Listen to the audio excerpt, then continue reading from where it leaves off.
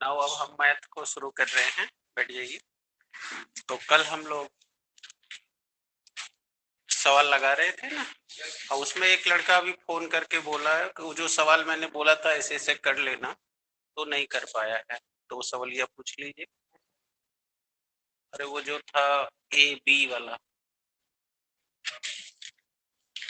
जो कल बोले कि ऐसे कर लोगे। हाँ हाँ, तो आप लोग भी नहीं कर पाए हो तो पूछ लो। ए मैट्रिक्स बताओ, फिर ये पूछ लो। चले बोलो।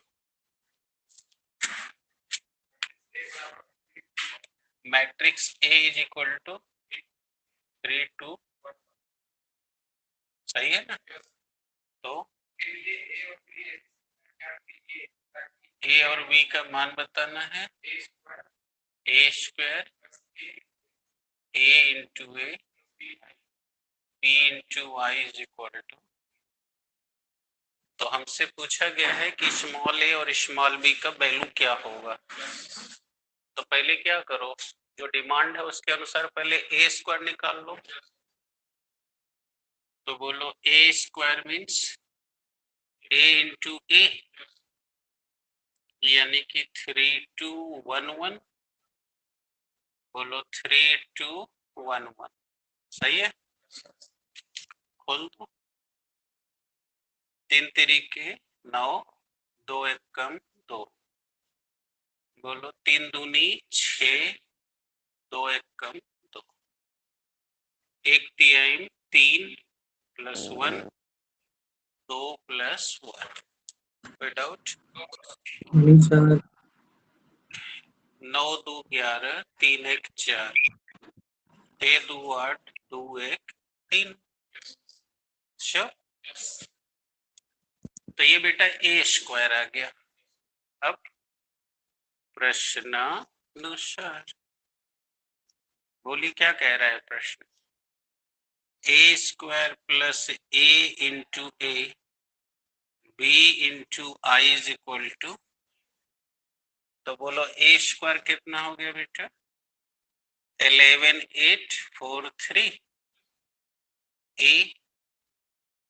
ए बोलो 3 2 1 1।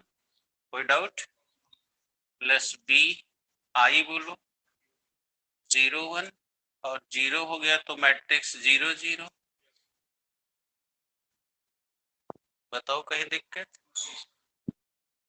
अब खोल दो। 11 8 4 3। बोलो 3 a 2 a a। बोलो b 0 0 b 0 0 0 0। अब कोई प्रॉब्लम? अब इसको इसमें ऐड कर दे। बोलो 3a plus B 3a plus. बोलो बेटा दिक्कत हो रही है?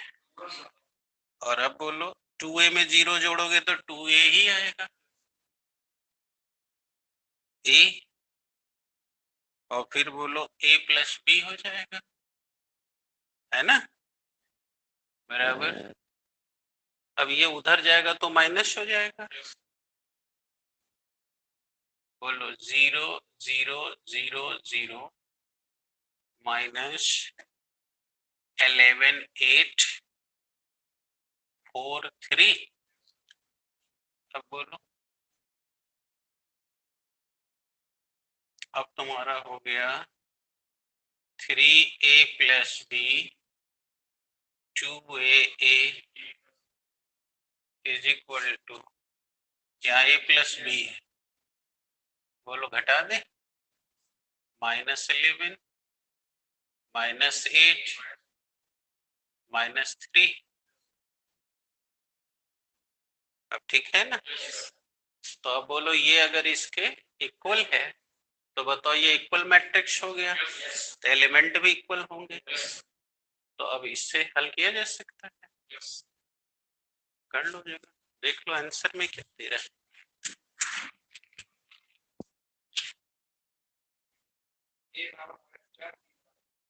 देख लो, समझ में आ गया होगा। नहीं समझ आया? यहाँ दिख रहा है कि नहीं दिख रहा है? बोलो a is equal to -4 by comparison, by comparing, बोलो समझ आ रही है? तब बोलो 3a plus b is equal to -11, तो 3 into -4 plus b is equal to, तो b is equal to -11 plus 12, 4 3 जा 12, उस साइड में गया प्लस, तो b इज इक्वल टू, आगे अब नहीं दिक्कत है? तो यही कल यहाँ बोल रहे थे कैसे कर लोगे तुम, तो अब वो फोन किया था हमको, अच्छा रुको भाई बता देते।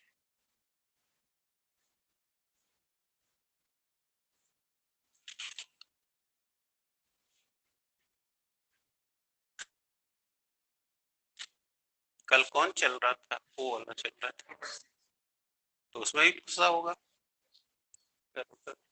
इतना में कोई डाउट? अब नहीं ना और फंसा है?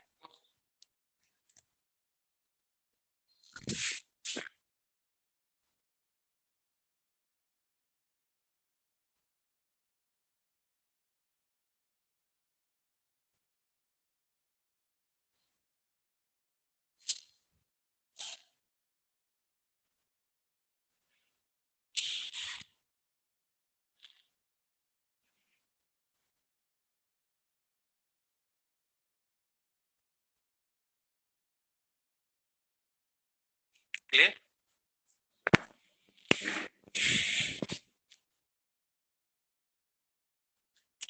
अगेन एक्सप्लेन कर दें या क्लियर हो गया? ओके।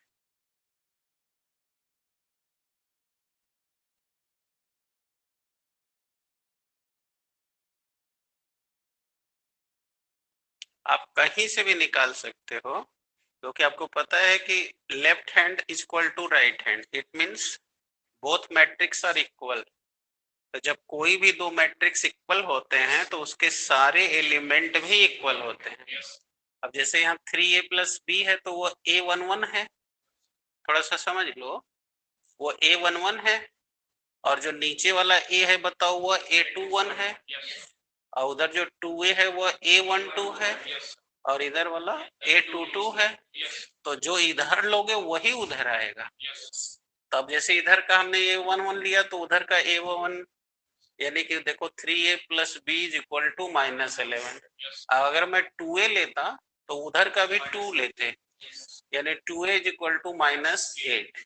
यानी मैं ये कहना चाह रहा हूँ कि आप किसी से भी हल कर सकते हो, ये नहीं है कि बस केवल हम ये लेंगे तभी हल होगा।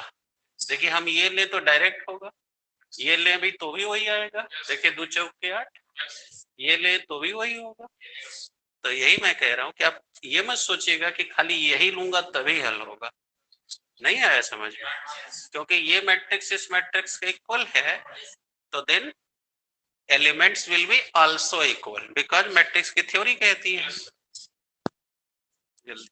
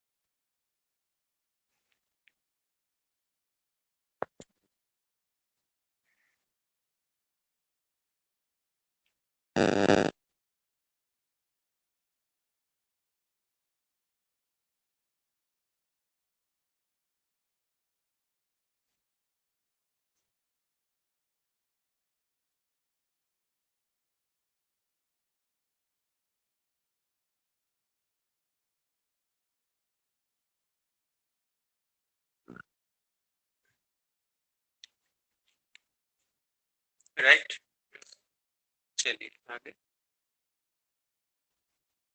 और किसका क्या फंसा है पूछो।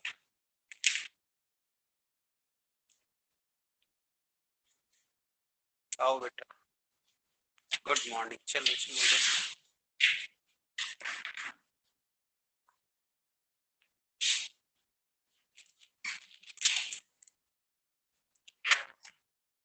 4.6।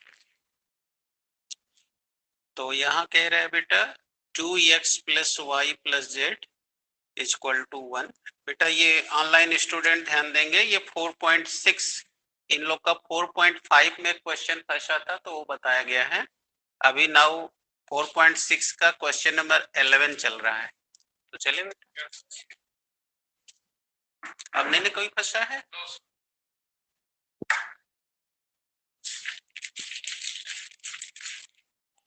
आ जाओ बेटा, चल चल।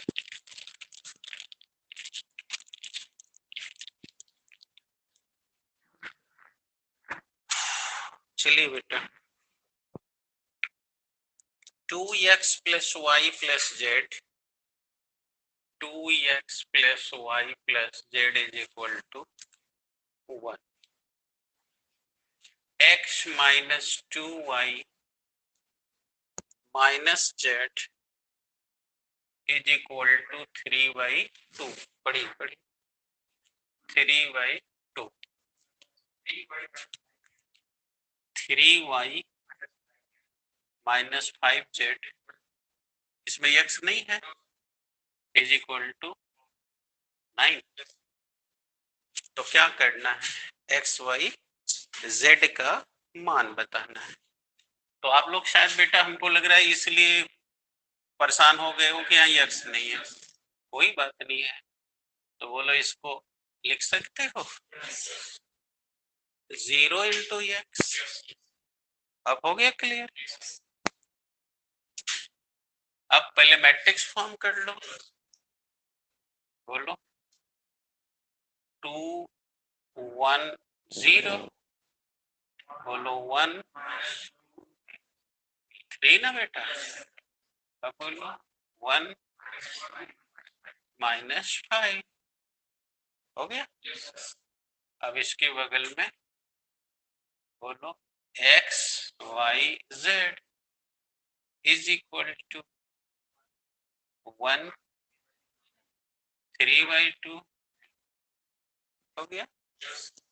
अब ये a हो गया, this is x is equal to b।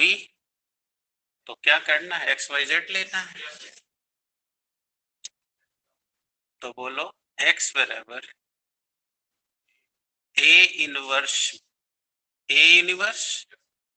b हो गया। तो अब हमको पहले क्या निकालना होगा, a इनवर्स। तो a इनवर्स के लिए पहले आपको एडजॉइंट मैट्रिक्स चाहिए, मॉड चाहिए। तो आइए मॉड लीजिए, mod a is equal to, यही ना, 2 5 दूनी 10 और 3 एकम 3, तो प्लस हो जाएगा। अब बोलिए -1, बोलिए -5। अब यहाँ कोई दिक्कत नहीं ना, डायरेक्ट रखते जाए। बोलिए 0, और अब बोलिए 1, अब बोलिए 3, तो उसको छोड़ दे रहे। अब बताइए कितना आ गया, 13 दूना में 26, 5 हो गया, और ये 3 हो गया। तो 26 5 31 3 34, तो मॉड ए आ गया। अब चलिए उसका C11 निकालिए, यही ना। तो 5 दूनी 10 कितना आया था 13। Any doubt? C12 लीजिए, ये है C12, बोलिए 5 -5 हो गया,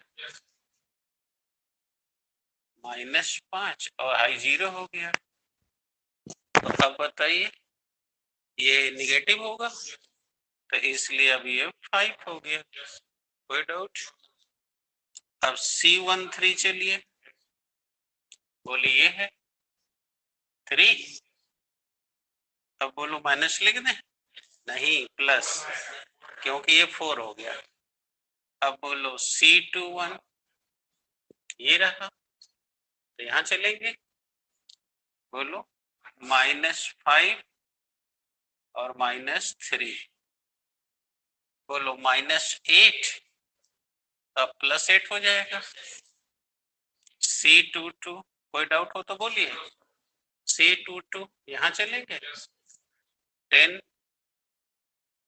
और अब बोलिए 0, तो अब ये -10 ही रहेगा। C23 ये है, C23 इन है, तो अब यहाँ न चलोगे, 3 दूनी 6, बोलो -6, पूछो प्रॉब्लम। अब C31, बोलो C31 ये है, तब ये चलोगे, बताओ -1 और +2 बराबर 1, प्रॉब्लम है। अब इस समय ये चल रहे थे, तब ये छोड़ दिए थे, इसमें चल रहे थे -1 +2। अब क्या चाहिए? C32, बोलिए C32 ये है, तब ये छोड़ना होगा, -2 -1, -2 -1 +3 ना, ये विषम हो जाएगा ना। अब बोलो C33, अब ये है, तब यहाँ चलना होगा, -4 और -1 -5। अब को मैट्रिक्स बना लें, बोलो को मैट्रिक्स इज इक्वल टू 13 5 3, 13 5 3, यहाँ बोलो 8 -10 -6, बोलो 1 3 -5। अब इसका एडजॉइंट मैट्रिक्स निकाल लें, हमको तो एडजॉइंट चाहिए था ना, तब इसको ट्रांसपोज करोगे, 13 8 1, 5 10 3, 3 6 5, अब आ गया। अब उठा के रख देते हैं, तभी तो इनवर्स चाहिए ना, तो A inverse is equal to adjoint matrix upon mod A। कितना है मॉड A? 34, डायरेक्ट करते हैं, बोलिए 13/34, 8/34, 5/34, 10/34, 3/34, फिर 3/34, 6/34, 5/, अब हम लोग को चाहिए x, तो इक्वेशन 1 में मान रख देते हैं। अब हमारा है A इनवर्स 13/34, 8/34, 1/34, 5/34, 10/34, 3/34, 3/34, 6/34, 5/34, हो गया ना बेटा, इंटू B, बोलो 1/3/2 राइट है। अब जगह बनाना पड़ेगा ना, करो बोलो इसका इसमें, तो 13/34 प्लस 8, तो 2 चौक के 8 हो जाएगा। अब इसका इसमें गुणा करना है ना, नहीं आ रहा है, तो 2 चौक के 8, तो 4 तिहाई 12, बोलो 12/34, और ये बोलो 9/34। अब ठीक है, अब इसका करो 5/34, और बोलो 2 5 10, 5 तिहाई 15, तो -15/34। इसको काट नहीं रहे हैं ताकि लघुत्तम लेने में दिक्कत न रहे। और अब बोलो 9 तिरी 27/34। अब इसको करो 3/34, 34 हो, और अब बोलो माइनस 2 तिहाई 6, 3 तिरीके 9/34, और फिर माइनस 45/34। ठीक है, अब बोलो ये कितना हो गया, 13 9 22, 22 2 24 10 34, 1 बच गया, सही है। इधर चलो 27 और 5 32, और 32 में से 15 निकाल दो, 17, 17/34 माने 1/2, दिक्कत हो गई, आ रहा है। अब इधर चलो 45 और 9 54, 54 में 3 निकाल दो, 51, 51/34 माने -3/2, -3/2। ये कौन था, यक्स, यक्स माने XYZ। अब निकल गया भाई, लो यहाँ कर दे रहे हैं, बोलो x बराबर 1, y बराबर 1/2, और z बराबर 3/2। आ गया आंसर, ठीक है। चेक कर लो सही है कि गलत।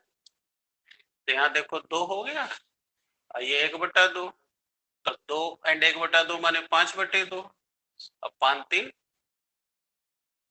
8/2 गलत हो रहा है, ओ माइनस छूट गया है, हो गया सही, हो गया, हो गया सही, वो माइनस छूट रहा है, तो ये हो गया 5/2, 3 घट गया, 2/2 1, सही। अब हमने चेक कर लिया सही है, वहां माइनस छूट गया था लिखना, क्या लिखे हैं -3/2, तो इंजीनियर लिखते समय छूट गया है। अब हमने जांच कर ली, जांच करने आया है ना, कोई doubt.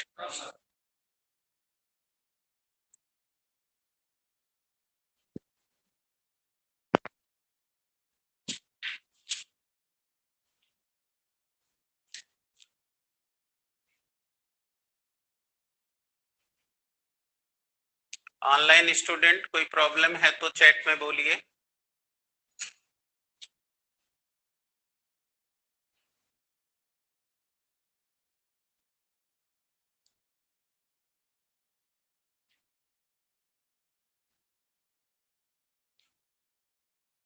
Online student, tell me any problem in this question, chat में रिप्लाई करिए।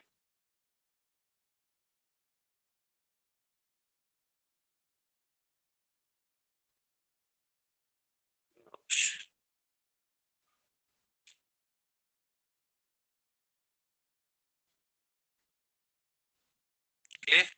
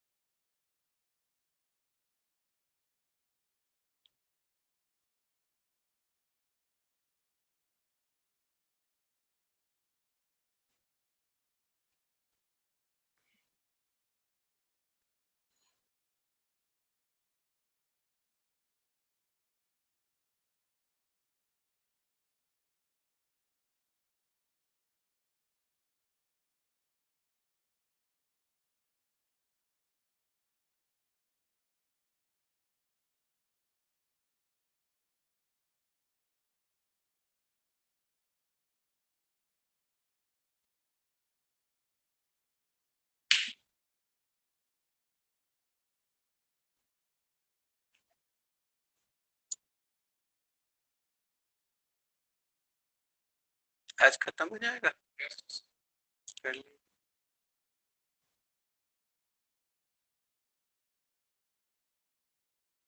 कल से डिफरेंशिएशन, अब इसके बाद डिफरेंशिएशन शुरू हो रहा है ना, लिमिट एंड डिफरेंशिएशन।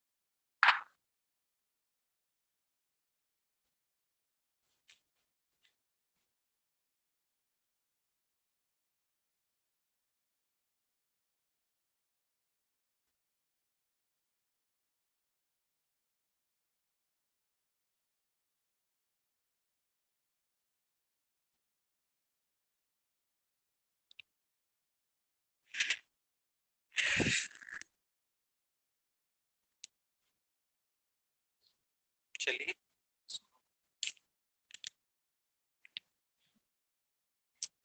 16वां, 4 किलोग्राम प्याज, 3 किलोग्राम गेहूं और 2 किलोग्राम चावल का मूल्य 60 रुपीज है।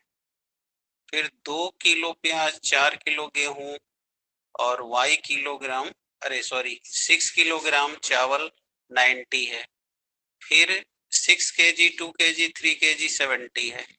तो आबिहू विधि द्वारा प्रत्येक का मूल्य प्रति केजी ज्ञात कर। तो पहले इक्वेशन बनाइए, मिटा दें।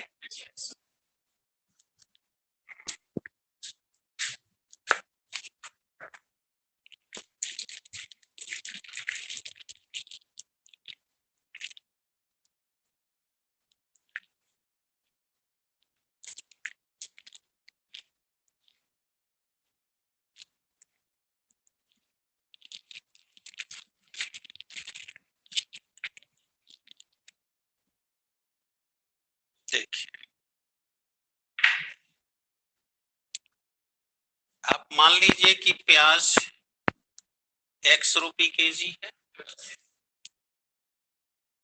माना प्याज ₹X पर केजी। फिर क्या है, गेहूं, बोलिए गेहूं ₹Y पर केजी।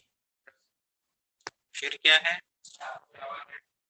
चावल Z पर केजी है। ओके, तो अब पहली शर्त से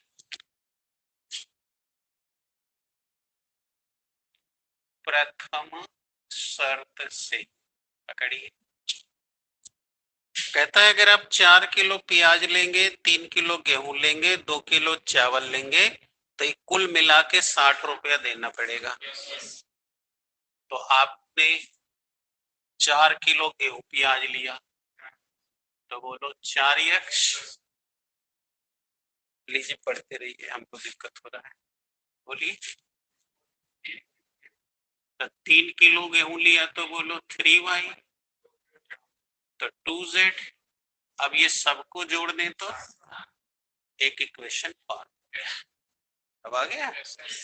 यानी कि आप इस रेट से 4 किलो प्याज, 3 किलो गेहूं और 2 किलो चावल ले लिए, तो आपका इतना पैसा लग गया, और सवाल कह रहा है ये ₹60 है। अब आइए दूसरी शर्त से, समझ गए कि फिर बता, बोलो दूसरी शर्त से, बोलिए। 2x 4y 6z ₹90 हो गया। अब कोई डाउट? अब बोलिए तीसरी शर्त, 6 किलो प्याज,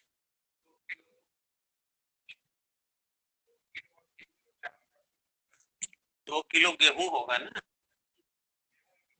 2 किलो एवं तो 2 किलो गेहूं छपा है, और 3 किलो चावल ₹70। बस, अब बोलिए इक्वेशन बन गया ना।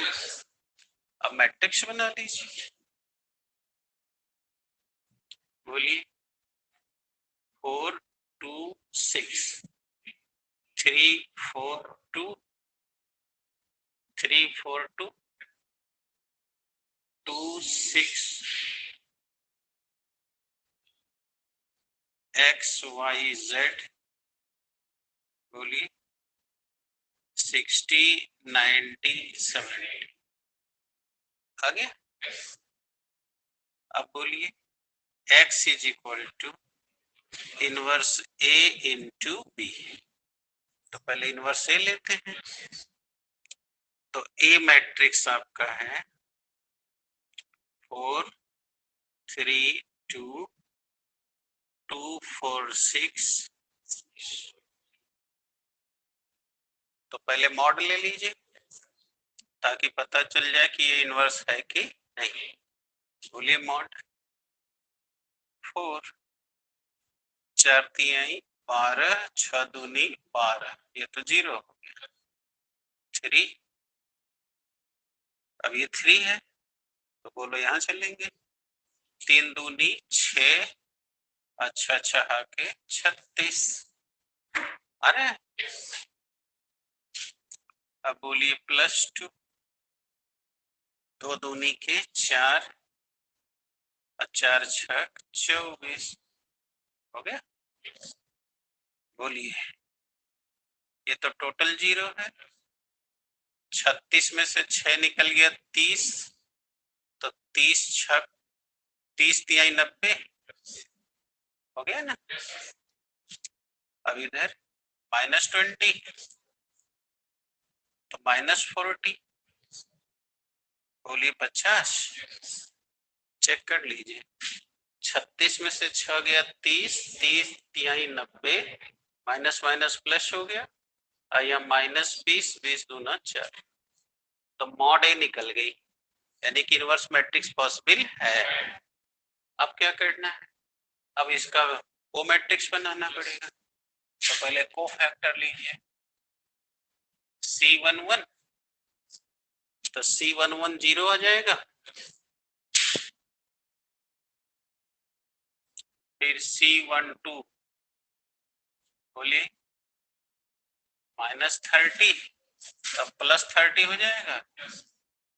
C12 ये ना है, तब हो गया 3 दूनी 6, 6 6 के 36, 30 बच गया।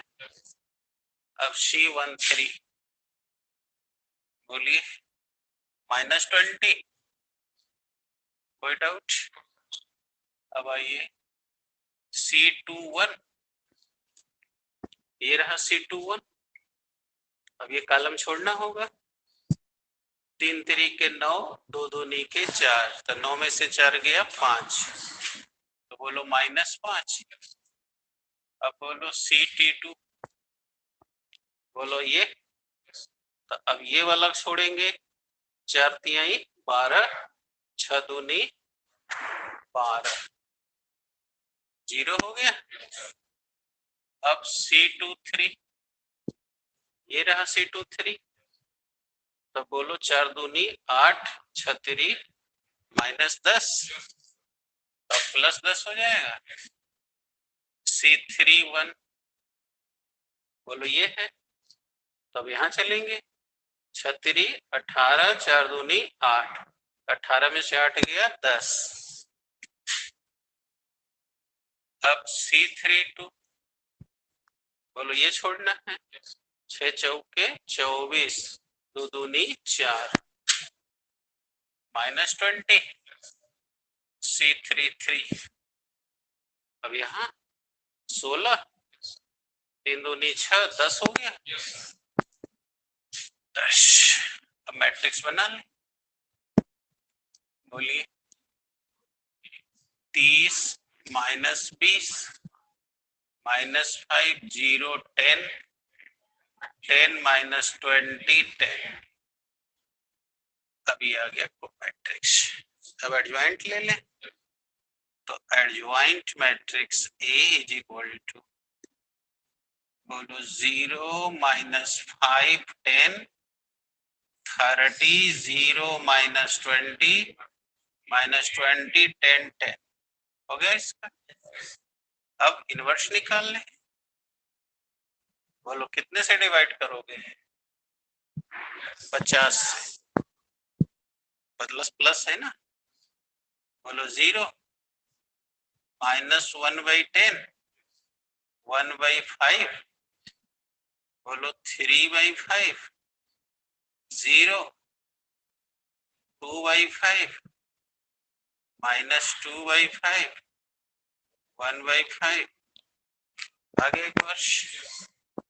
अब x इज इक्वल टू, बोलो 0 1/10 1/5 3/5 0 -2/5 -2/5 है ना बेटा।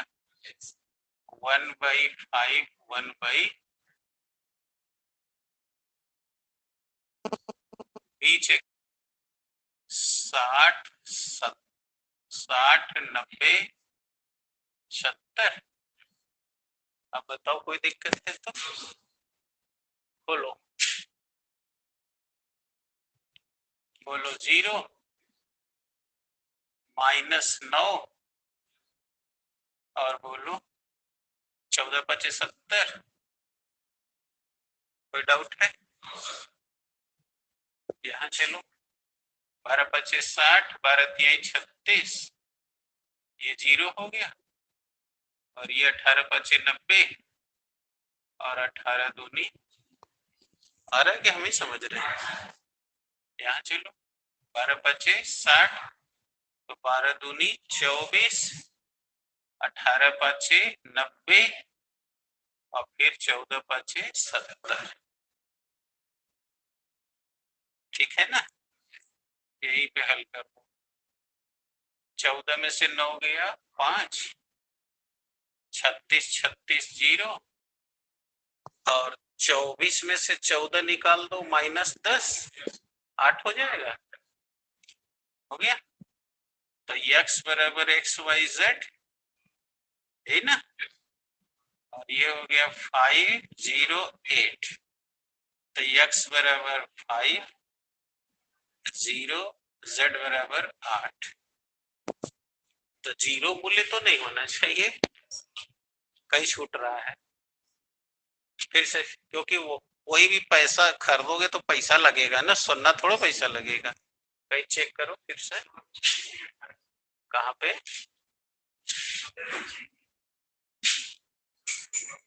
यहाँ 28 है, चेक कर लीजिए। ये गुणा किसका था, इसका था, इन था। तो 2, 14 दूनी 28 हो गया। तो 28 में से 36 निकल गया, 28, 8, 36 हो गया ना, 8 हो गया, 8 हो गया। अब चेक करते हैं, बोलिए 5 चौके 20, 8 तिली के 24, तो 20 और 44, 8 दूनी के 16, तो 44, 16 हो गया। चेक हो गया, सही है। अब वहां 0 है तभी हम करें, 0 कैसे आ गया आ जाए। 14 दूनी 28, एक गुणा हो गया।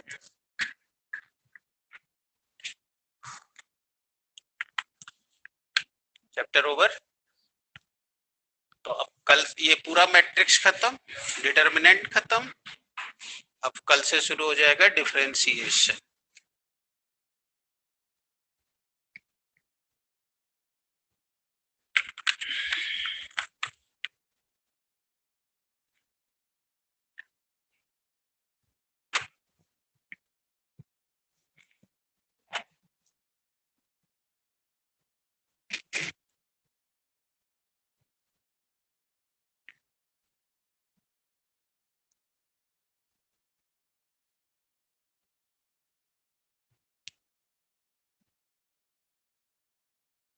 चलिए लगा लीजिए, लगा के जल्दी तैयार हुई फिजिक्स के लिए।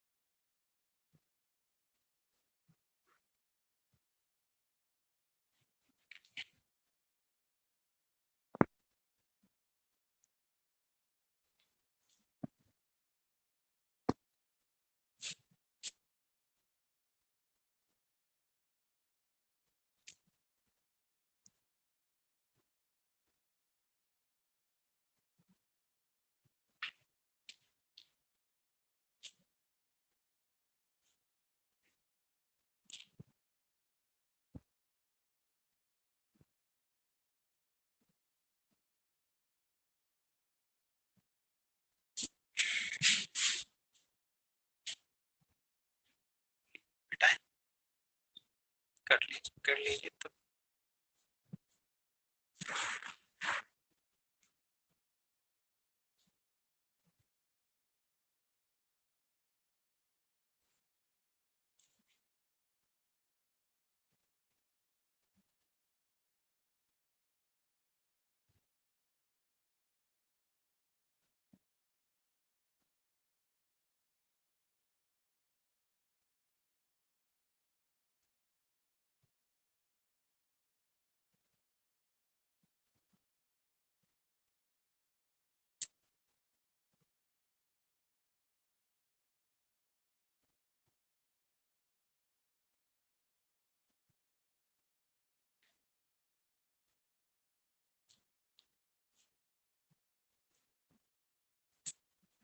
कहीं कोई डाउट?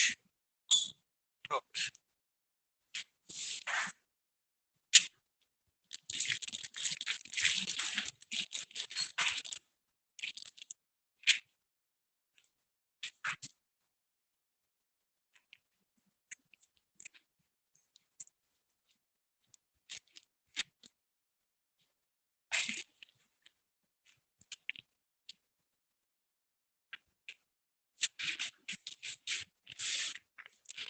हाँ बेटा बताइए। आवेशित चालक की ऊर्जा। अभी कल आपने देखा कि कैसे हम लोग चार्ज कर रहे थे और चार्ज करके किस प्रकार से हमने उस वस्तु के ऊपर बराबर लेकिन विपरीत आवेश पैदा कर दिया और विभव गिर गया और धारिता बढ़ गई।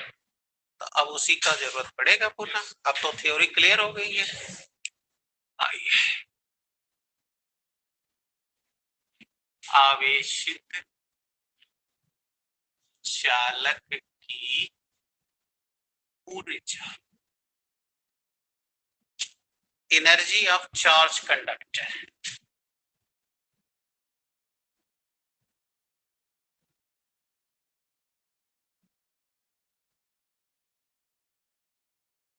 चलिए अब ये एक एक करके सीखा जाए। अब हमने देखिए ये एक चालक ले लिया जिस चालक का संपूर्ण क्षेत्रफल A है, और इस समय देखिए यह चालक, कल वाली बात याद कर लीजिए, बोलिए अनचार्ज्ड है। तो जब ये निरावेशित है तो बताओ इसका इनिशियल पोटेंशियल 0 हो जाएगा। अब जब हम इसको क्या करना चाहते हैं, चार्ज, तो कल पढ़े थे चार्ज करने की 3 विधि बढ़ाई गई, घर्षण द्वारा, चालन द्वारा, प्रेरण द्वारा। अभी कल प्रेरण पढ़ लिए हो और बाकी की सब पहले पढ़ लिए हो। तो अब बताओ प्रेरण से अगर हम चार्ज करना चाहते हैं तो बताओ इसके पास हमें कोई एक चार्ज बॉडी ले जाना पड़ेगा, कल का पढ़े हो। अब आज बस सीधे काम लेंगे। तो बताओ अब हमने ये देखो कोई एक चार्ज बॉडी ले आया, सब कुछ कर लो। एक्स वाई एक चार्ज बॉडी है जो धन क्यू कूलाम से आवेशित है। अब कल का प्रेरण पढ़े हो तो बताओ इसके पास लाते ही इसके ऊपर इतने ही आवेश परंतु विपरीत मात्रा में आ जाएंगे। अब बोलो चार्ज हो गई। तो कल मैंने बॉटल से समझाया कि जैसे जैसे चार्ज करोगे बताओ इसकी पोटेंसी बढ़ती जाएगी।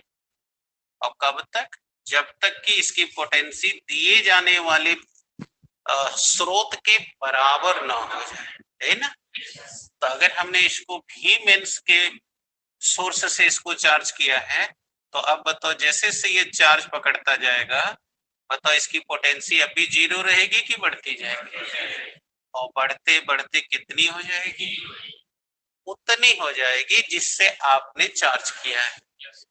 हमने किससे किया है तो कितनी हो गई, ही हो गई। अब कोई डाउट? तो अब बताओ इस चार्ज करने में हमने कुछ कार्य किया, जितना कार्य किया कार्य ही ऊर्जा है, बन गई परिभाषा। अब देख के पढ़ सकते हो, किसी निरावेशित चालक को आवेशित करने में जितना कार्य करना पड़ता है वही उसका आवेशित चालक की। आ गया? फिर बोल रहे हैं, जिसको बोलना होगा खड़ा होकर बोलेगा। किसी निरावेशित चालक को आवेशित करने में जितना कार्य करना पड़ता है उसे हम उस आवेशित चालक की ऊर्जा कहते हैं। आ गया? बोलिए।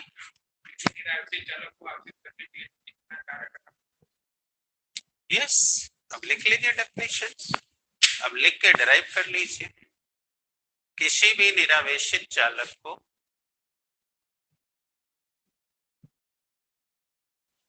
आवेशित करने में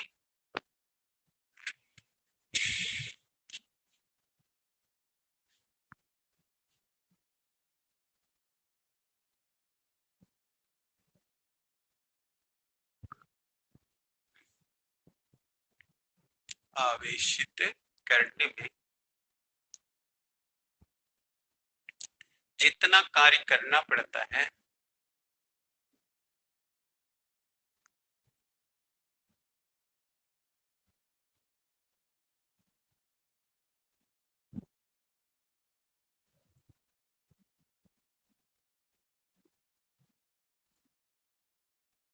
जितना कार्य करना पड़ता है उसे उस आवेशित चालक की ऊर्जा कहते हैं।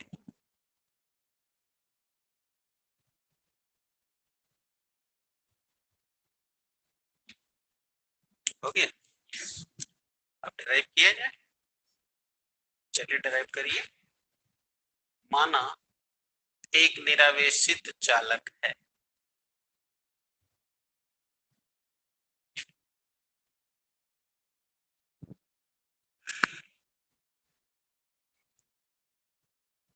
निरावेशित, देख रहे हैं चित्र में ना, निरावेशित चालक है जिसका प्रारंभिक विभव शून्य है। अब कोई पूछेगा काहे शून्य है, तो आप कह सकते हैं क्योंकि ये चार्ज नहीं है, क्योंकि जब तक वो आवेश होल्ड नहीं करेगा तब तक पोटेंसी में इंक्रीमेंट नहीं होगा। तो चूंकि ये निरावेशित है, आई मीन इसके पास कोई आवेश नहीं है, अतः इसका विभव शून्य, अतः प्रारंभिक विभव शून्य, V1 इक्वल टू 0। अब क्या करने जा रहे हैं, चार्ज करने जा रहे हैं। अब इसे आवेशित करने के लिए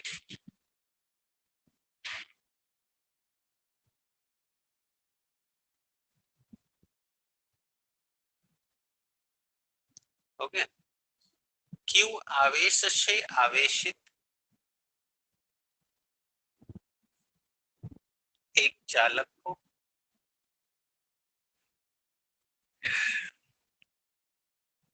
इसके समीप ले आते हैं।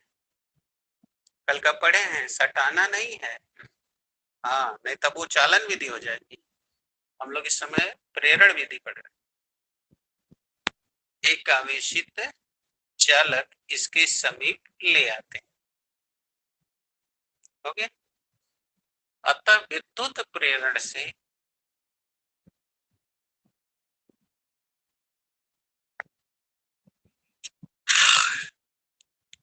विद्युत प्रेरण से इस निरावेशित चालक के ऊपर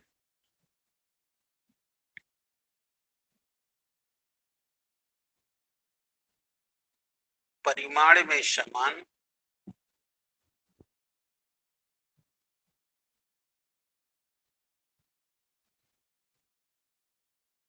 परिमाण में समान परंतु प्रकृति में विपरीत।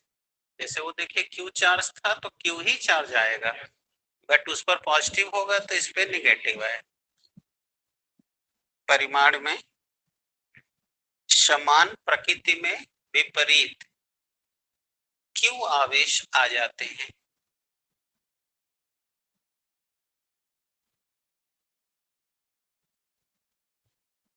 हो गया? जिससे अब इसका अंतिम विभव V2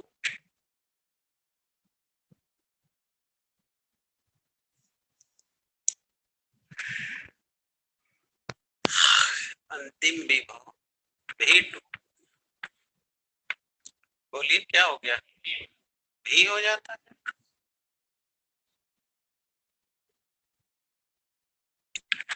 क्यों भी हो गया अब तो ये एक्सप्लेन कर ही लेंगे, क्योंकि अभी कल पढ़े थे कि अगर हम किन्हीं भी दो भिन्न चालकों को जिनके विभव भिन्न भिन्न हो अगर एक दूसरे से संयोजित करते हैं तो आवेश का प्रवाह हमेशा अधिक विभव से और तब तक होता है जब तक कि दोनों के विभव इक्वल ना हो जाए। यही पीछे के चैप्टर में पढ़ाया मैंने। तो ये क्या था, अनचार्ज बॉडी थी, पोटेंसी 0 थी। जब हमने चार्ज करने के लिए देखो वो चालक क्यू आवेश से आवेशित भी वोल्टता का लाया तो उसके प्रेरण से इस पर उतने ही चार्ज लेकिन माइनस आ गए और अब इसका पोटेंसी उस मेंस के इक्वलाइज हो गया। ओके, कोई डाउट? तो अब क्या करना है, परिभाषा लगानी है। बताओ कोई दिक्कत है? चलो एक बार फिर से यहाँ से देख लो। हमने यहाँ एक अनचार्ज बॉडी लिया, जिस बॉडी पर कोई चार्ज न होने से इसका विभव शून्य था। अब इसको हम चार्ज करने के लिए प्रेरण विधि का प्रयोग किया। तो प्रेरण विधि के नियमानुसार अगर चार्ज करना है तो आप एक पहले चार्ज बॉडी इसके नजदीक ले जाइए। तो हमने प्लस क्यू आवेश से आवेशित चार्ज बॉडी एक्स वाई इसके करीब लाके रख दिया। अब प्रेरण के कारण इसके ऊपर उतने ही चार्ज लेकिन नेगेटिव आ गए। क्यों आए? कल मैंने समझाया, कल भी समझाया और 2 दिन पहले भी समझाया था, नो डाउट। अब इसके ऊपर चार्ज आ गए, तो जब चार्ज आ गए तो बताओ अब इसके विभव शून्य नहीं रहेगा। जैसे जैसे ये चार्ज होल्ड करता गया, बताओ विभव लगातार बढ़ता गया। और वह कब तक बढ़ेगा? जब तक कि यह इसके तुल्य ना हो जाए।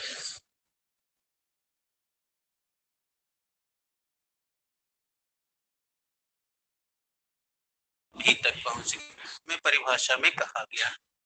अब यहां लिख देगा परि, क्या कहा गया था परिभाषा में? निरावेशित चालक को, ऐसा ही कहा गया है ना, निरावेशित चालक को आवेशित करने में, है ना बेटा, आवेशित करने में जितना कार्य करना पड़ता है बेटा, कार्य उसे हम आवेशित चालक की, आवेशित चालक की ऊर्जा कहते हैं। कोई डाउट? अब बेटा ऊर्जा को हम डिनोट कर रहे हैं यू से, और ये कह रहा है कार्य, कार्य को अब खोलते जाओ। तो बता, आवेश को एक स्थान से दूसरे स्थान तक ले जाने में जितना कार्य करना पड़ता है, तो बताओ क्या अब हम कार्य निकाल सकते हैं तिर्यक गुणा से? W बराबर Q इंटू E। बोलो, चार्ज तो इसके ऊपर उतना ही आया जितने से आपने चार्ज किया था, लेकिन विभव को देखो तो यह विभव 0 से बढ़ते बढ़ते बढ़ते भी हुआ है। बताओ ये असमान है ना? तो 11 में सिखाया गया ना, जो भी आंकड़ा असमान होता है उसकी गणना औसत से की जाती है। इसका मतलब आपको कौन सा विभव चाहिए? औसत विभव चाहिए। अब एवरेज विभव कैसे निकालते हैं? तो 11 में पढ़ाया गया 3 नियम से, समांतर माध्य से, गुणोत्तर माध्य से, आरएमएस से। तो बोलो यहाँ समांतर माध्य का रूलिंग है, क्योंकि यह 0 से भी अचानक नहीं, कई मान बढ़ते हुए हुआ। तो बोलो V1 प्लस V2 बटे 2। कोई डाउट? आ जाओ। ऊर्जा बराबर Q, बोलो V1 का मान 0, V2 का मान V बटे 2। अब बोलो क्या अब हम इसे हाफ Q भी लिख सकते हैं? बोलो V में 0 जोड़ोगे V बटे 2 यानी 1/2 QE। बोलो आ गई ऊर्जा कि नहीं आ गई? अर्थात किसी भी चालक को अगर हम चार्ज करते हैं तो बताओ उस आवेशित चालक की ऊर्जा हाफ Q भी होती है। आ गया? अब हम यहीं पर केस बना करके 1-2 काम और कर सकते हैं। वो क्या? अगर किसी बॉडी को आप चार्ज कर रहे हो तो आपको चार्ज और वोल्टता पता है, तो आप इससे निकाल लोगे। लेकिन आप तो जानते हो कि किसी को चार्ज करोगे तो वो अपने धारिता के बराबर आवेश होल्ड करेगा। तो उसके लिए बात करें, यदि हमें आवेश न दिया हो, धारिता दिया हो, इसलिए केस बना रहा हूं। यदि चालक की धारिता ज्ञात हो तो बोलो कल का सूत्र पढ़े हो, Q बराबर C भी, बोलो उठा के रखते हैं, तो बोलो U बराबर हाफ Q की जगह C भी, आप फिर भी का गुणा कर दिया, तो बोलो सूत्र आ गया एक तो दूसरा, हाफ C भी। तो कब लगाना है, क्लियर हो गया, जब हमको धारिता और विभव दिया होगा तब हम उसकी ऊर्जा इस सूत्र से निकाल लेंगे। अब चलो Q निकल गया, V निकल गया, तो Q भी के पद में ये सूत्र हो गया, C और V रहेगा तो ये सूत्र हो गया। कल का पढ़े हो कि धारिता आवेश और विभव के गुणनफल को, विभव के अनुपात को कहते हैं। बताओ, ये C और V के पद में आ गया, ये Q और V के पद में आ गया। अब बात कर ले Q और C के पद में, एक सूत्र और आ जाएगा, केस नंबर 2। बोलो, अब यहां से देखो, हम जानते हैं कि U बराबर हाफ CV स्क्वायर। अब हम चाहते हैं कि Q और C के पद में आ जाए, तो बोलो V हटाना होगा, तो क्या V बराबर Q बटे C लिख सकते हैं, लिख दो, हाफ C, बोलो V के जगह Q बाई C, कोई डाउट, बोल दो, हाफ C, बोलो Q स्क्वायर बटे C स्क्वायर, एक C से एक C कट गया, तो U बराबर half Q square by C। तो इस तरह आपको आवेशित चालक की ऊर्जा निकालने के 3 सूत्र आ गए, एक हो गया आवेश और विभव के पद में, एक हो गया धारिता और विभव के पद में, और एक आवेश और धारिता के पद। तो आपकी जैसी सवाल हो वैसा आप सूत्र का प्रयोग करें। Any doubt? अब अगर हमें इन तीनों सूत्रों में याद करना पड़े तो हमको सबसे ज्यादा आसान कौन लग सकता है, ये वाला। कैसे? काइनेटिक एनर्जी बराबर हाफ mv स्क्वायर, तो इसका हो गया हाफ cv स्क्वायर, तो उसकी तरह हमें ये ज्यादा आसान हो सकता है याद करने में। बट आपका जौन मन करे तो नहीं याद करिए, क्योंकि आपके पास तीनों सूत्र रहना चाहिए, तभी सवाल में जैसी जरूरत होगी लगाया जा सकता है। Any doubt?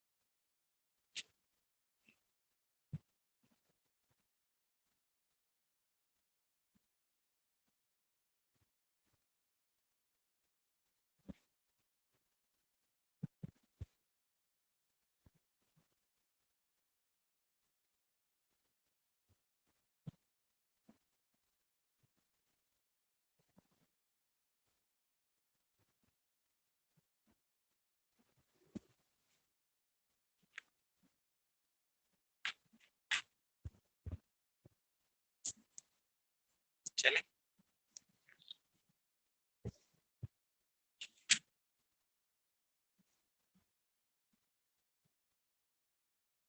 सूत्र के डेरिवेशन में कोई प्रॉब्लम? तो ये बेटा हो गई आवेशित चालक की ऊर्जा। आपके पास 3 सूत्र है, तीनों देख लीजिए सामने।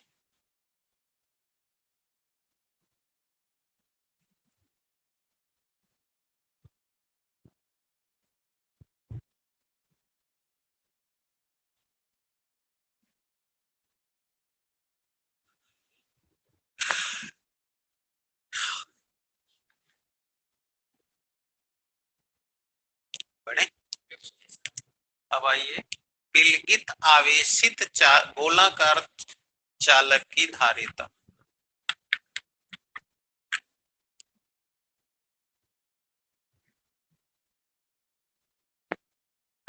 विलगित, विलगित माने आइसोलेटेड, विलगित गोलाकार चालक की धारिता। हो गया। ये जो विलगित शब्द है ये आपने कक्षा 11 में थर्मोडायनामिक्स में सुना था कि 3 प्रकार के सिस्टम होते हैं।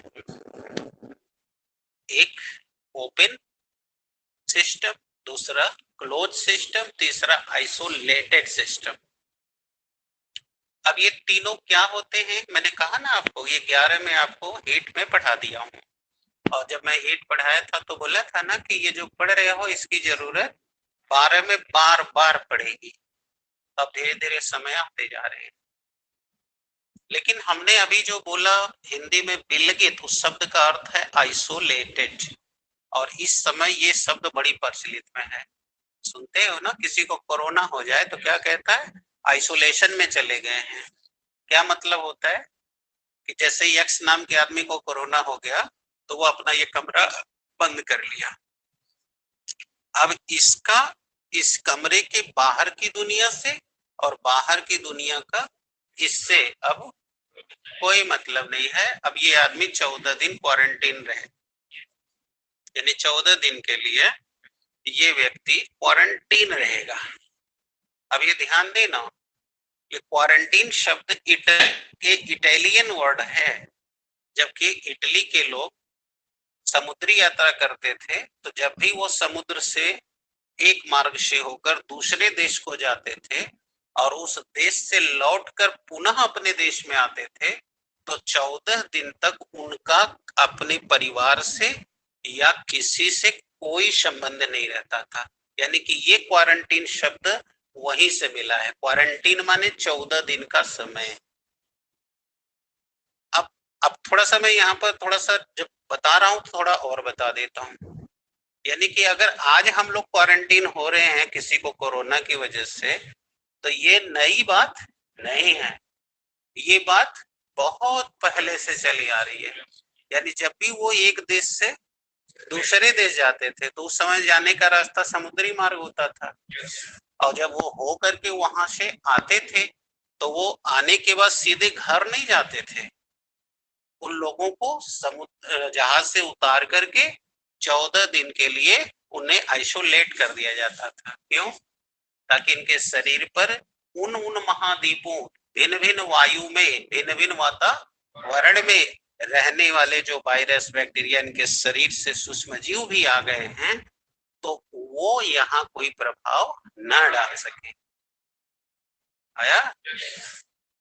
जैसे अभी देख लो, क्रिकेट टीम गई है खेलने इंग्लैंड, अब इधर बुलावा आ गया है इनको, सूर्य प्रकाश यादव और पृथ्वी शाह को, तो अब ये लोग खेल के जाएंगे वहां और 14 दिन के लिए वहां क्वारंटीन होंगे, जिसे आज की भाषा में बायो बबल कहा जा रहा है।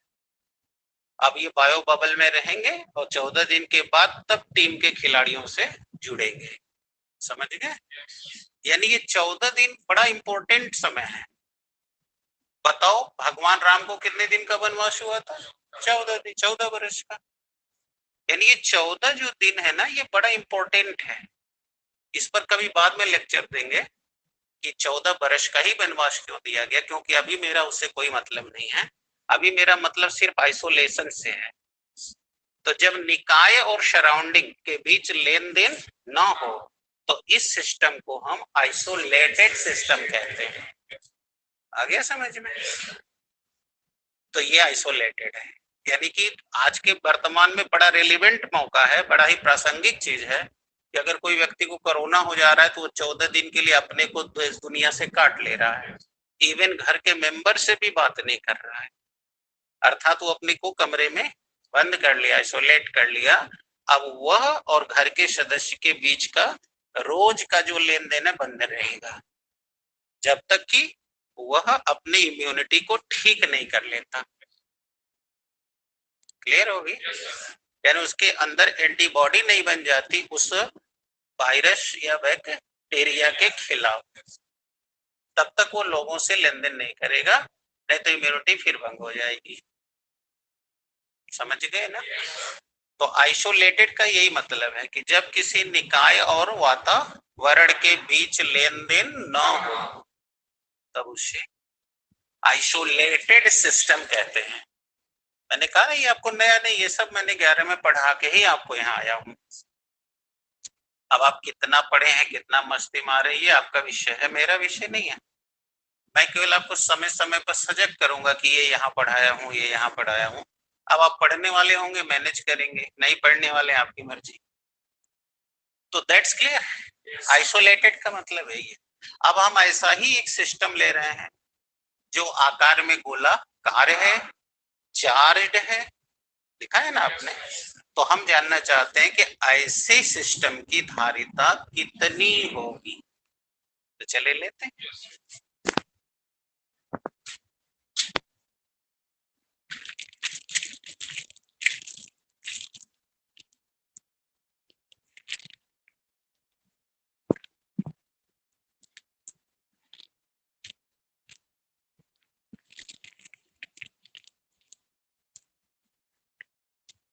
आइए देखिए, आपने लिखा विलगित गोलाकार आवेशित चालक की धारिता है ना बेटा, capacitance of an isolated spherical charge conductor. Okay, अब आप इसको देखें तो आपको जो चालक चुनना है वो गोलाकार होना चाहिए। तो मान लिया ये हमारा एक गोलाकार किसी धातु का बना हुआ चालक है जिसकी त्रिज्या a है। अब आपको ये चालक कैसा चाहिए? आवेशित। तो चलिए चार्ज करिए। तो चार्ज करने के लिए प्रेरण विधि, कोई चार्ज बॉडी ले आएंगे तो अपने आप इसके ऊपर चार्ज आ जाएंगे। कैसे आएंगे कल समझा दिया हूं। तो चलिए अब हमने इस पर Q आवेश से चार्ज कर दिया। तो परसों के लेक्चर में आपने सुना था कि जब हम किसी बॉडी को चार्ज करते हैं तो दिया जाने वाला आवेश पूरी सतह पर समान रूप से वितरित हो जाता है। याद है कि भूल गया? तो बोलो अगर हम क्यू चार्ज दे रहे हैं तो ये क्यू चार्ज एक जगह रहेगा कि बट जाएगा? कहाँ? पूरी सतह पर। ये देखिए पूरी सतह पर हमने डिस्ट्रीब्यूट कर दिया। अब बताओ कितना धारण करेगा? तो आप जानते ही वो धारिता के बराबर। तो जैसे जैसे ये चार्ज धारण करता गया, बताओ इसके विभव में भी की वृद्धि हो गई और ये धारिता के बराबर होल्ड कर लेगा। तो हमें यही बताना है कि आखिर तब इसकी धारिता कितनी होगी, निकाल ले। माना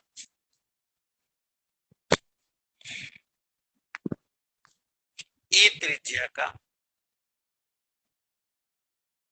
इसके पहले आप लोग आर त्रिज्या पढ़ा करते थे, अब यहां से नई संकेत शुरू हो रही है। माना कि ए त्रिज्या का एक गोलाकार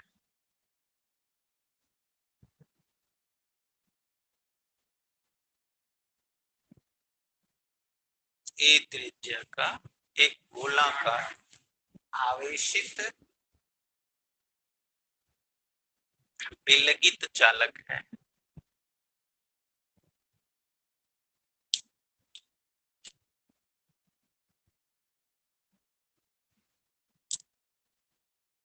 ओके, जिसे प्लस क्यू कूलम आवेश से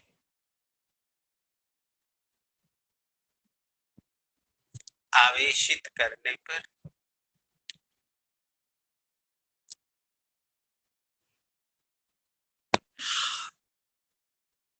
आवेशित करने पर इसके विभव में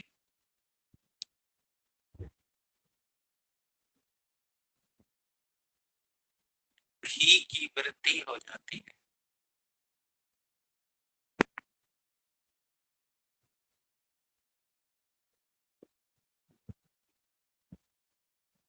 भी की वृद्धि हो जाती है। आया बेटा? तो यदि इसकी धारिता शी हो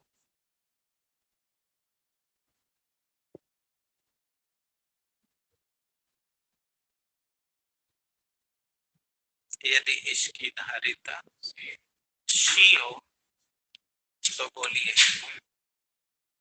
जानते हैं, बोलिए क्या जानते हैं? सी बराबर क्यू अपान बी, इन पड़ेगा सी बराबर क्यू अपान बी। तो आप जाने हो कि प्रेरण में हम अगर इसको चार्ज करेंगे तो प्रेरित करने के लिए जो चार्ज बॉडी लाएंगे उतना ही चार्ज इसके ऊपर आएगा और विपरीत है। तो आ गया। लेकिन जैसे जैसे चार्ज आएगा बताओ इसके विभव में वृद्धि होती जाएगी।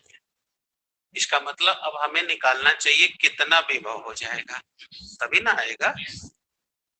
तो ये भी हमें पीछे चैप्टर में पढ़ा दिया गया है, लिख दिया फिर एक बार।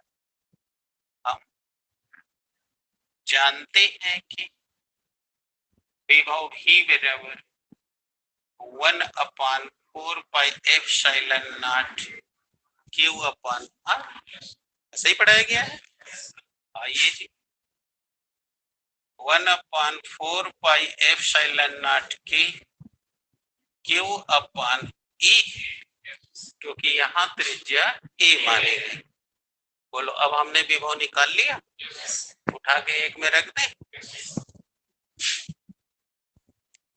समीकरण एक में मान रखने पर रख दिया C is equal to Q upon भी, यानी 1/4πε0 के क्यू बाई ए। क्यू से क्यू कट गया तो C बराबर आ गया 4πε0 के इंटू ए। बन गया फार्मूला, जल्दी।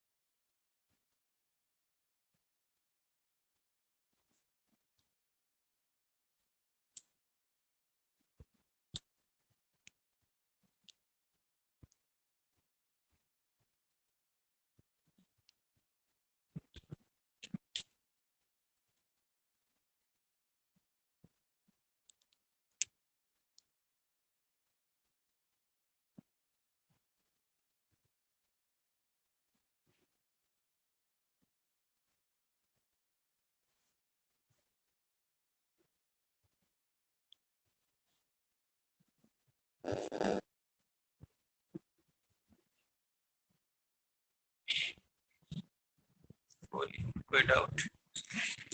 तो अब आप देख सकते हैं ना कि गोलाकार विलगित आवेशित चालक है, तो अगर आप उसे चार्ज कर लिए हो तो उसकी जो धारिता होगी वह 4πε0 के इंटू ए के तुल्य होगी। अब आओ जहां कौन कौन क्या है देख लो।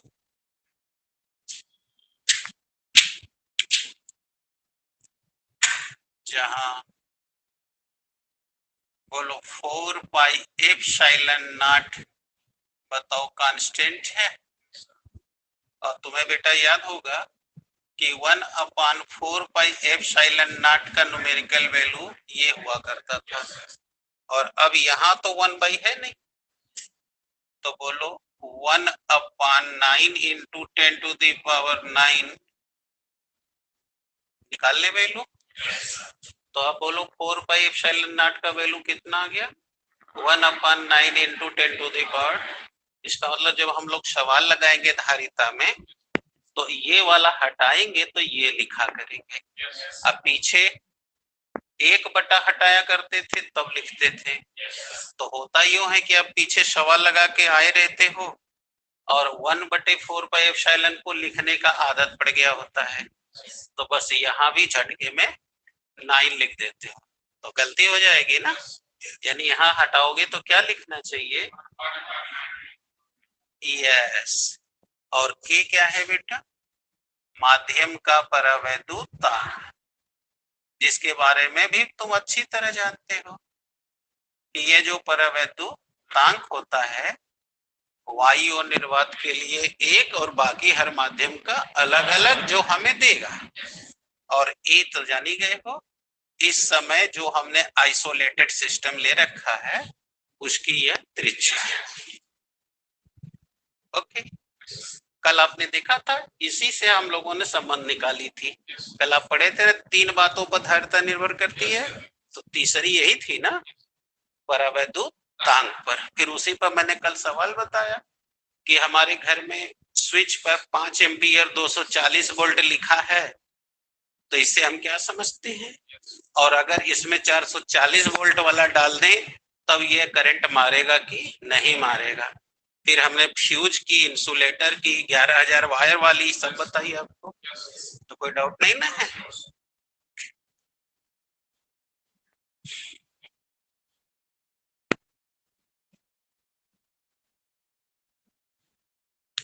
जल्दी करें।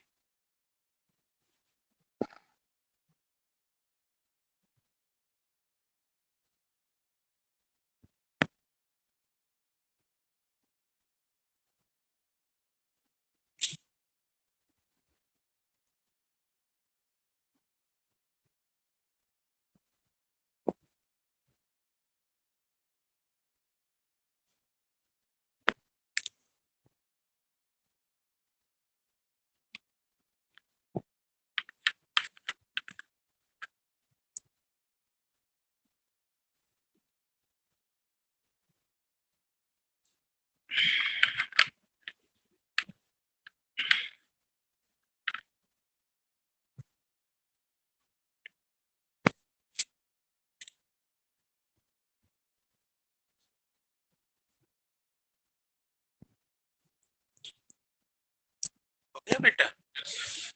तो किसी विलगित गोलाकार आवेशित चालक की जो धारिता है वो धारिता होती है 4 पाई एप्सिलॉन नॉट के इंटू ए, जहाँ कौन क्या पता हो गया। आइए अब हम लोग इसके आगे बढ़ते हैं और 2 आवेशित चालक को कनेक्ट करने जा रहे हैं और देखते हैं कि जब कनेक्ट करेंगे तो कितनी तरह की घटनाएं घट सकती हैं। जैसे कि मैं पहले एक उदाहरण दे रहा हूं, जब आप स्विच ऑफ करते हो और ऑन करते हो तो कभी नोटिस करना कि अगर अंधेरे कमरे में स्विच ऑफ करोगे चाहे ऑन करोगे तो देखना स्विच ऑन और ऑफ होते समय अंदर से चिंगारी मारता है। कभी आपने क्वेश्चन किया क्यों अंदर से चिंगारी मारता है, तो इसलिए नहीं किया क्योंकि ज्ञान नहीं था। लेकिन आपने कभी एक चीज और देखा होगा, आपके गांव में जो नंगा तार जा रहा है 11,000 वोल्ट वाला, अचानक अगर लाइन आवे तो कभी कभी आपने देखा होगा तार में लुत्ती मारता है, या ऐसे ही अपने से भी देखना वोल्टेज में अगर फ्लक्चुएशन होगा तो देखना तार में से ऐसे जैसे बिजली चमकती है वैसे चमकते हुए कुछ दूर तक जाएगा फिर बंद हो जाएगा। ऐसी घटनाएं आपने कभी न कभी देखी। अब सवाल यहाँ यही है कि ये सब घटनाएं होती क्यों? इसी तरह आपके घर में फ्यूज है, स्विच है, तो बिजली के जितने भी एक्सपेरिमेंट करने वाले डिवाइसेस हैं या इलेक्ट्रिक एप्लियंसेस हैं, इनके नट बल्टू स्विच कभी ढीला नहीं छोड़ना चाहिए। नहीं तो आप देखना ढीला छोड़ दोगे तो देखना स्पार्किंग होती रहेगी और उस स्पार्किंग से देखना आग लग जाएगी और उसी से तुम्हारे घर में कई बार तुम्हारा स्विच प्लग जल गया होगा, देखा ही होगा। अगर उसमें वो ढीला है तो देखना, या स्विच दबाते हो ढीला हो जाता है तो देखना वो अंदर से जलता रहता है और एक दिन जल के टूट जाता है। ऐसा देखा है ना? ये सारी घटनाओं को हम यहाँ जानेंगे ऐसा क्यों हो रहा है। तो कैसे जानेंगे? जैसे यहाँ हो रहा है, जब हम तार को स्विच ऑन करते हैं तो उसमें देखे होगे कि स्विच ऑन और ऑफ में क्या बात होती है, जैसे मैं तुम्हें दिखाने की कोशिश करूंगा।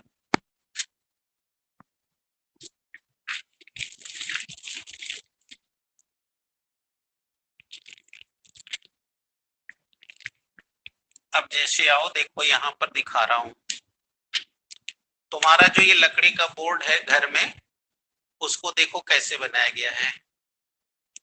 देखना दो ठो मेन तार आएगा यहाँ बोर्ड में, देखो। इसके बाद देखना इसमें जो फेस होगा, अब तुम्हारे बोर्ड में एक तो देखना फ्यूज लगा होगा, तो यहां से जो फेस वाला वायर है देखना वो फ्यूज में लगा दिया जाता है और फ्यूज में से दूसरे वाले से देखना वायर निकाल के, अब देखो यहाँ स्विच लगा रहा हूं, ये देखो 4 ठो स्विच लगा दिया। अब ये देखो ये जो फेस वाला वायर है, अब इसको छील कर देखना इस चारों स्विच में लगा दिया जाएगा, राइट है। अब मान लो ये बल्ब वाला है, ये पंखा वाला है, ये टीवी वाला है, ये ट्यूबलाइट वाला है, अंडरस्टूड। देखो ये बल्ब है, ये ट्यूबलाइट है, ये रेडियो है, ये फैन है, मतलब कोई भी है। तो अब देखना यहाँ से इसको ले जाया जाएगा और फिर उसमें से एक वायर और निकाला जाएगा और निकाल के ले आ जाके देखो है या अर्थिंग में जोड़ दिया जाएगा। फिर ऐसे ही बोलो सब में होगा, बोलो ये ट्यूबलाइट वाला हो गया, ये रेडियो वाला हो गया और ये पंखा वाला हो गया। देख रहे हो ना दो तार निकल रहा है कि नहीं। अब इसके बाद देखो ये अर्थिंग वाला है और ये फेस वाला है। अब देखना कैसे बल्ब जलेगा। अब देखना आप तुम्हारे यहाँ अर्थिंग लग जाएगी ऐसे। अब इसमें देखो करंट आके यहाँ यहाँ रुका हुआ है, अब ये स्विच है, राइट। अब जब स्विच दबाओगे तो ये वाला इससे सट जाएगा, समझ में आ गया। और जैसे ही सट जाएगा बताओ करंट इसमें से दौड़ जाएगी, दौड़ गई। अब ये वाला गया है बल्ब में, अब ये बल्ब जल जाएगा। जब बुझाना होगा तो फिर इसको ऊपर कर दोगे तो ये जो सट गया था वो हट जाएगा और हटते ही देना अब ये करंट ही रुक गई, अब इसमें करंट नहीं जा रही है, अतः ये रुक गया। ठीक है, यही है उस बोर्ड में हो रहा, ऐसे ही सब बोर्ड में होता है। क्लियर हो गई। अब तुम देख के बताओ, देखो हो क्या रहा है। बताओ जब इसमें लाइन है तो यहाँ पर 220 वोल्ट है और ये वाला तार हटा हुआ है तो बोलो यहाँ वोल्टेज 0 है। लेकिन जैसे ही सटा दिए तो आप पढ़े थे उच्च विभव से निम्न विभव की ओर आवेश जाता है, बस तुरंत इसमें से आवेश निकल के जाने लगा। क्लियर हो गई। इसका मतलब कि हमने अब इन दो चालकों को जोड़ दिया ना आपस में, तो यही हम हमारा अगला हेडिंग है। क्या? दो आवेशित चालकों को जोड़ने पर, हेडिंग दो आवेशित चालकों का परस्पर संयोजन।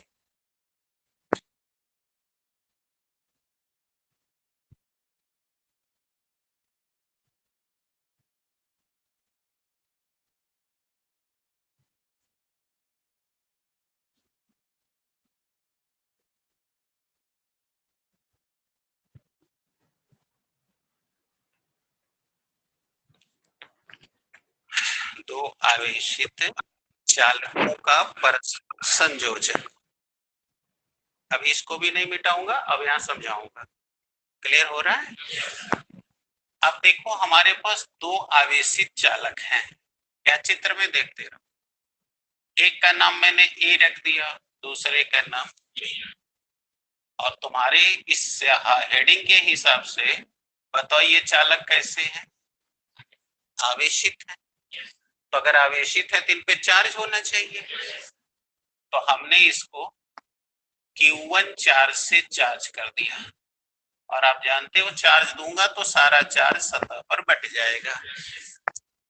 ये भी चार्ज है, अब इसको हमने Q2 चार्ज से चार्ज कर दिया, देख रहे हो? बोलो ये भी बट गया। अब बताओ दोनों ही बॉडी कैसी हो गई है? आवेशित। अब जब ये आवेशित हो गई तो इनका विभव शून्य नहीं ना होगा, क्योंकि जब आवेश दिया जाता है, कल का मैंने बॉटल पर दिखा दिया है कि पानी भरोगे तो क्या होगा, तुमने कल उसी से कंपेयर करके दे दिया कि अब तुम कभी नहीं भूल पाओगे। अब जो लोग कल घर जाके ना पढ़ेंगे तो वो भी भूल गए होंगे। तो बोलो चार्ज दे दिया तो अब इसका विभव बढ़ गया, यानी Q1 आवेश के कारण विभव V1, इसको Q2 से चार्ज किए तो विभव V2, और जब आप चार्ज करोगे तो ये अपनी धारिता ही बराबर आवेश लेगा, उससे ज्यादा। और अब ऐसे दो चालकों को हम जा रहे हैं जोड़ने। लो वायर लेके जोड़ दिया। जब पहले चैप्टर में तुम लोग न्यूमेरिकल पूछ रहे थे तो वहीं पर मैं बार बार इस बात को इंडिकेट किया कि बेटा जब कोई दो चार बॉडी, जब जो कोई भी दो चार्ज बॉडी को आप जोड़ोगे जिसके आवेश क्रमशः भिन्न भिन्न है, तो इसमें आवेश एक से दूसरे में जब जाएगा तो दोनों पर औसत समान चार्ज आ जाएंगे। यानी कि अगर ये 20 माइक्रोकुलाम है और ये 15 माइक्रोकुलाम है, तो इनमें आवेश एक दूसरे को कनेक्ट करोगे तो प्रत्येक पर आवेश अब हो जाएंगे Q1 प्लस Q2 बटे 2, यानी कि 20 प्लस 15 बटे 2 बराबर 35 बटे 2, यानी 17.5 माइक्रोकुलाम। जब पीछे चैप्टर सवाल लगा रहे थे तो मैं तुम लोगों ने पूछा था, कई सवाल बताई गई थी, राइट है? कोई प्रॉब्लम? लेकिन मैंने ये कहा था कि बेटा ये फार्मूला या ये थ्योरी केवल तभी लगेगी जब केवल चार्ज पता हो, विभव ना पता हो।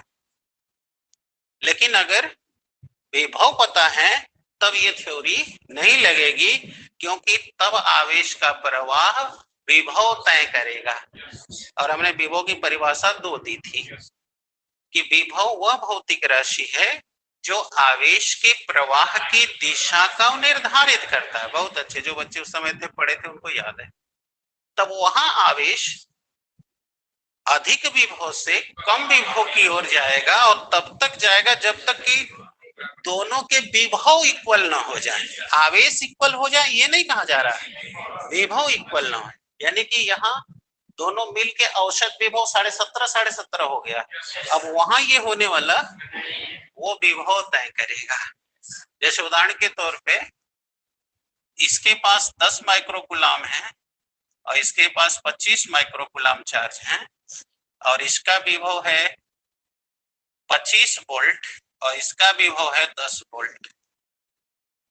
तो आवेश इस 25 वाले से निकल के 10 में जाएगा, यानी इसलिए नहीं जाएगा कि इसके पास 10 है इसके पास 25 है तो इसमें से इधर आना चाहिए, क्योंकि ये नहीं तय करेगा, तय ये करेगा।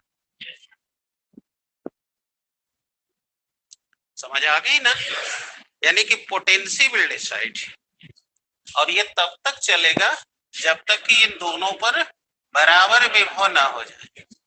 जैसे कि यहाँ 25 है, यहाँ 10 है, तो इसमें से एक निकला तो ये 24 हो गया, इसमें आया 11 हो गया, अब इसमें से 5 निकल गया 20 हो गया, ये 15 हो गया, फिर इसमें से 5 निकला तो देखो 5 नहीं निकल पाएगा क्योंकि यहाँ 20 है और यहाँ 15 है। तो 5 निकाल दोगे तो ये 15 ये 20 हो जाएगा, यानी ऐसा नहीं होगा। तो इसलिए अब इसमें से निकलेगा 1, तो ये हो गया 19, तो ये हो गया 16, फिर 18, तो 17, फिर 17, फिर 17.5, है ना। तो अब इन दोनों का जो पोटेंशियल हो गया वो 17.5 और 17.5 पर होकर रुक जाएगा। आगे समझ में कठिन लग गई। और अब इस लेन देन में चूंकि चार्ज यहां से निकला है और इसमें गया है, तो ये 10 न होकर अब 10 से गिर जाएगा, और अब ये 25 से न होकर 25 से बढ़ जाएगा। समझ में आ गया कि नहीं आ गया? क्या बोले, क्लियर हुआ है? फिर से एक बार देख लीजिए, एक बार फिर से समझ लीजिए, क्योंकि न्यूमेरिकल में यही सब ध्यान देना है, और जिसको ये ध्यान नहीं रहेगा तो न्यूमेरिकल नहीं लगा पाएगा। ए चालक है और ये बी चालक है, ये 50 वोल्ट है, ये 25 वोल्ट है, यहाँ 100 माइक्रोकुलाम है, यहाँ 200 माइक्रोकुलाम है। तो अगर ए को बी से जोड़ दें तो आवेश किधर से किधर जाएंगे? तो आप क्या कहेंगे, 50 वोल्ट वाले से यानी ए से जाएंगे बी। कब तक जाएंगे? जब तक कि ये दोनों पर समान पोटेंशियल ना हो जाए। यानी कि अब ये इसमें से चार्ज निकलने से विभव गिरता जाएगा। कल क्या बताए थे कि जब चार्ज आएगा तो विभव बढ़ेगा, और जब चार्ज निकलेगा तो विभव, जैसे मोबाइल चार्ज कर रहे हो तो तुम्हारा परसेंटेज बढ़ा रहा है, और जब उसको यूज कर रहे हो तो वो उसमें से निकल रहा है तो गिर रहा है। तो जब इसमें से आवेश निकलेगा तो इसकी पोटेंशियल गिरेगी, और इसमें बढ़ रहा है तो इसकी पोटेंशियल बढ़ेगी। सही है? तो अब ये कितने बढ़ेंगे और घटेंगे? तो 37.5 पर काम हो जाएगा। तो 50 में से 37.5 निकाल दो तो बोलो कितना बच गया? 10 में से 5 गया 5, 9 में से 7 गया 2, 12.5, यानी कि 12.5 वोल्ट इसमें से निकल गया है और 12.5 वोल्ट इसमें बढ़ गया। तो देख लो 12.5 घट के 37.5 हो गया, और यहाँ 12.5 मिल गया तो ये बढ़ के 37.5। अब समझ आ गई ना? तो अब चूंकि यहाँ से पोटेंशियल गिर रही है तो चार्ज निकला होगा, तो अब इसमें से जितना भी चार्ज निकला होगा अब ये 100 वाला घट जाएगा, और इसमें जितना आ जाएगा वो वाला बढ़ेगा। यानी कि ये कितना निकलेगा कितना बढ़ेगा ये पोटेंशियल तय करेगी, चार्ज की अमाउंट नहीं तय। अब समझ आ गई? अब समझ आ गई तो इसी से अब हमको मालूम हो गया कि अगर हम दो आवेशित चालकों को एक दूसरे से जोड़ते हैं तो 3 घटना घटेगी। कितना? पहली घटना है कि विभव अधिक से कम की ओर जाएगा तब तक जब तक दोनों पर बराबर विभव न हो जाए, तो इस विभव को कहेंगे उभयनिष्ठ विभव, यानी कॉमन पोटेंशियल, है ना। तो पहली घटना होगी उभयनिष्ठ विभव घटने की। दूसरी, इसमें से आवेश निकलेगा इसमें जाएगा, तो अब इनके आवेश पुनः वितरित होंगे, तो ये होगी दूसरी घटना, आवेशों का पुनर्वितरण। और तीसरी घटना होगी, अब ये भी समझा रहे थे कि चिंगारी मारेगा, यानी कि ऊर्जा का लॉस जाएगा। यह ऊर्जा विद्युत ऊर्जा से उष्मीय ऊर्जा में लॉस जाएगी, यानी कन्वर्ट होगी। तो इस तरह जब दो चालकों को जो आवेशित हैं उनको हम संयोजित करेंगे तो 3 घटना घटेगी। पहला उभयनिष्ठ विभव स्थापित होगा, दूसरा आवेश पुनः वितरित होंगे, और तीसरा एनर्जी में लॉस। अब समझ आ गया? कमेंट कर लीजिए।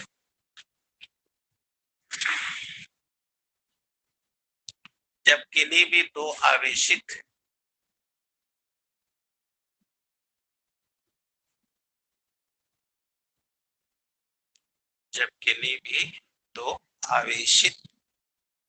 चालकों को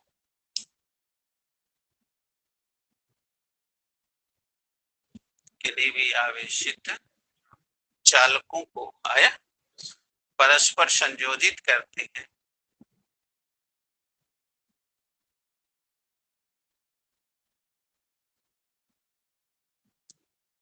संयोजित करते हैं तो निम्न तीन घटनाएं घटित होती हैं।